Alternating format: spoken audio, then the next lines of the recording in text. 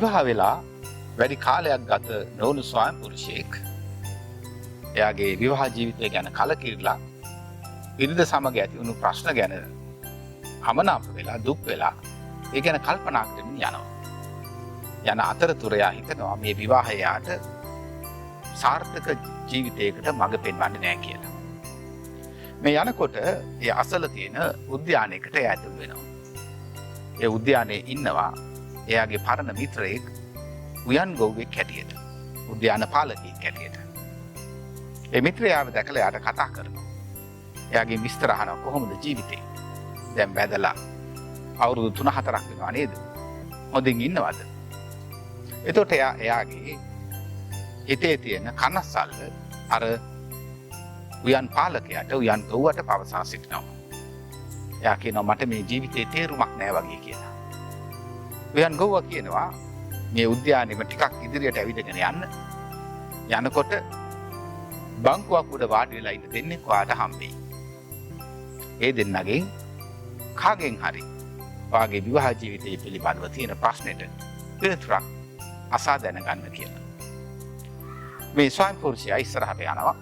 යනකොට දකිනවා වයසක යුවලක් බංකුවක් මත වාඩි වෙලා ඉන්නවා අතින් අල්ලගෙන.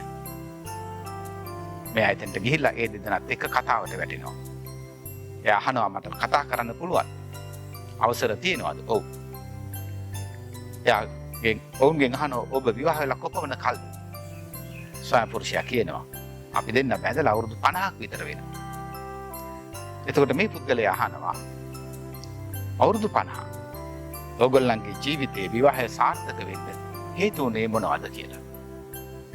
එතකොට මේ වැඩිමහල් ස්වාමි පුරුෂයා මේ තරුණ විවාහක ස්වාමි පුරුෂයාට මෙහෙම කියනවා.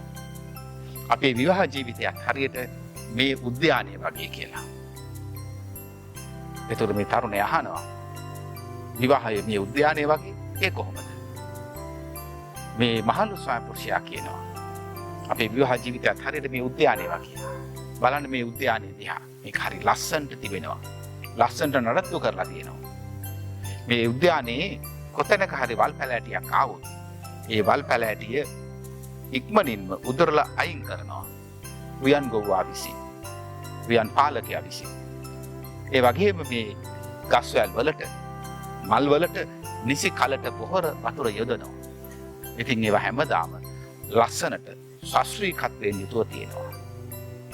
ඒතර මේ තරුණ පුද්ගලයා අහනවා ඉතින් කොහොමද විවාහයකට සමාන වෙන්නේ? එයා කියනවා විවාහ ජීවිතය හරියට උද්‍යානයක් වගේ පරිස්සමෙන් නඩත්තු කළ යුතුයි.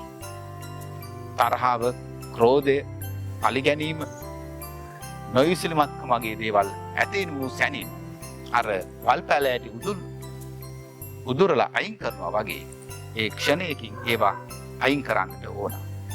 නැත්නම් ඒ වල් පැලෑටි ගස් වැඩිලා ලොකු වෙලා උද්‍යානය කැත කරනවා.